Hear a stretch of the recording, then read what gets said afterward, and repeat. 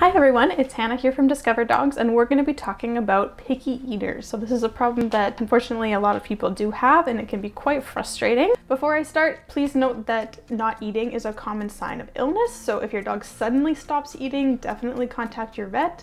This is assuming your dog is healthy. So I'm going to start with some behavioral things before we go into the more high palatability, super delicious stuff. Sometimes there's things that you actually need to fix that aren't just the taste of the food itself. Thing one, we like to limit the food availability to specific meal times. So if your food is out all the time, your dog is going to be not that excited about eating it because they can kind of pick and choose when they feel like eating it.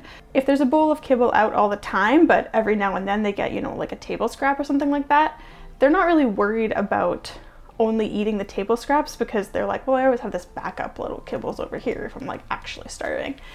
So you do want them to have a little bit of drive to eat the thing that you're offering them. It doesn't obviously mean starving your dog. Usually I would give my dog like a chew in the morning, and then they would have dinner around 5 o'clock every day. For adult dogs, they only need to eat once a day. So puppies under 6 months approximately are going to be eating 3 times a day.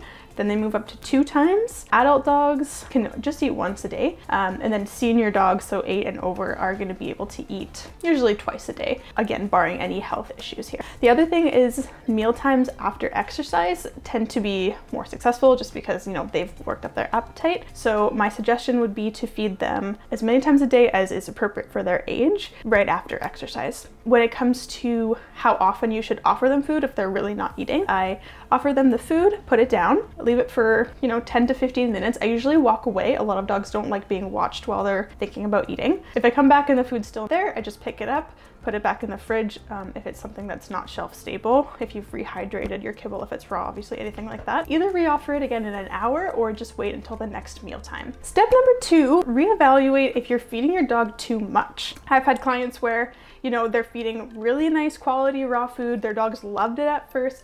After a couple of months, the dogs kind of stopped eating it and we were kind of confused. And then we realized they were feeding way too much for the dog and the dog was just full. So obviously they're not going to finish their meal if they're like, okay, I'm done. But you don't want to be throwing out, half a pound of raw every day. Food waste is bad. I'm going to show you here how to check whether your dog is overweight. There are lots of graphs online.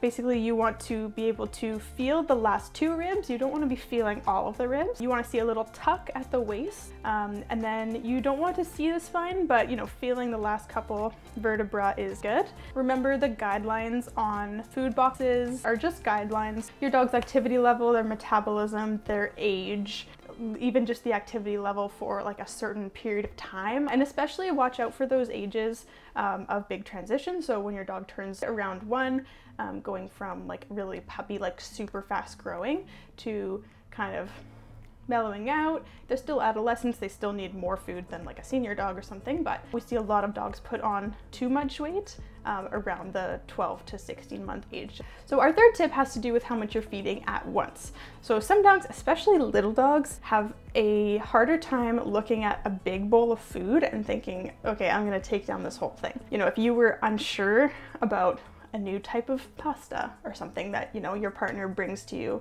at dinner time, and if they serve you like a huge portion, you're not going to try it. Whereas if someone's like, here, have this one piece of pasta, you're like, okay, like I'll see if I like this. I would really recommend giving them like a third of the amount of meal that they should have. If they finish it, give them the next third and then the next third. You might find that they eventually are like, okay, this food is easy to eat, it's safe. I'm just gonna eat it all at once.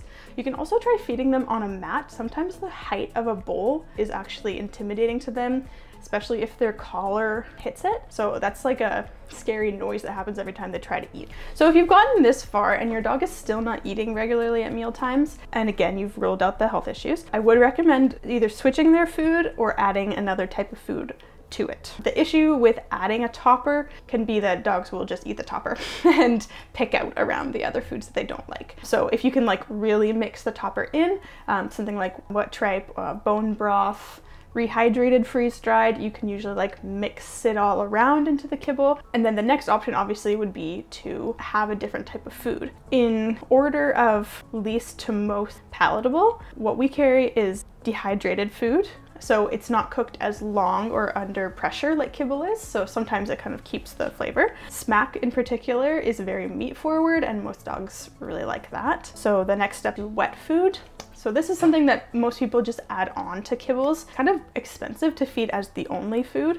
And if you are feeding it as the only food, make sure that it is a balanced one. A lot of canned foods are designed as toppers, so they're not meant to give your dog all the vitamins they need. Next is raw, definitely a favorite. Most dogs like raw. If your dog didn't like raw, I'll get into that later, but it could be a texture or temperature thing. Try switching to raw. You can add it to other types of food as well, but we would prefer just switching to raw. And then freeze-dried food is another thing you can feed all on its own, or you can add it as toppers. You can rehydrate it and mix it in, or you can leave it dry. And then the number one thing that most dogs really, really like is tripe.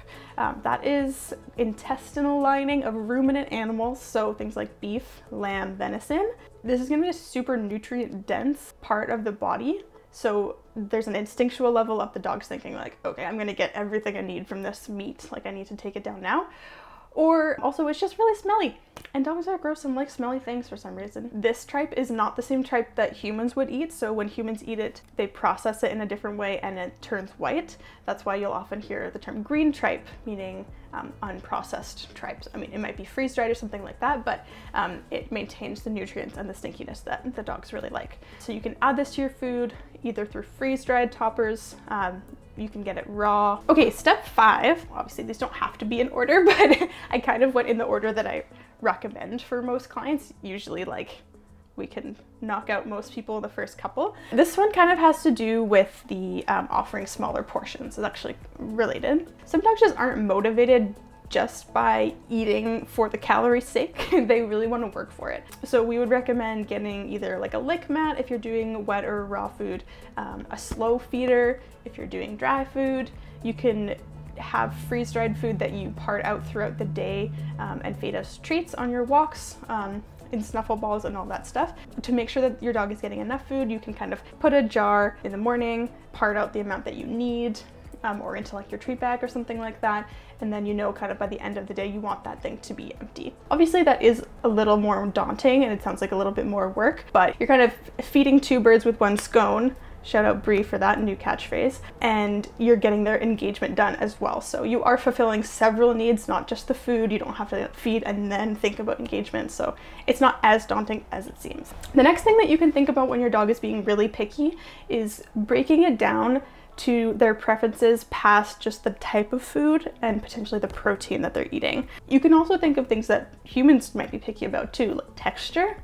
Lots of people dislike certain foods because of their texture. So if you're feeding crunchy dry food, you can try wetting it. If you've been trying to feed them wet food and they don't like that, you can add a little bit of crunch on top, try to re-crunchify it, or just feed them dry food and get them some moisture elsewhere, doing like a lick mat with wet food on it or something like that. Temperature is another thing that some dogs can be picky about. Most dogs like food to be kind of room temperature or warmer, so I normally hit my raw food with a little bit of hot water before feeding it, just to aid digestion, as well as some dogs like a warmer food.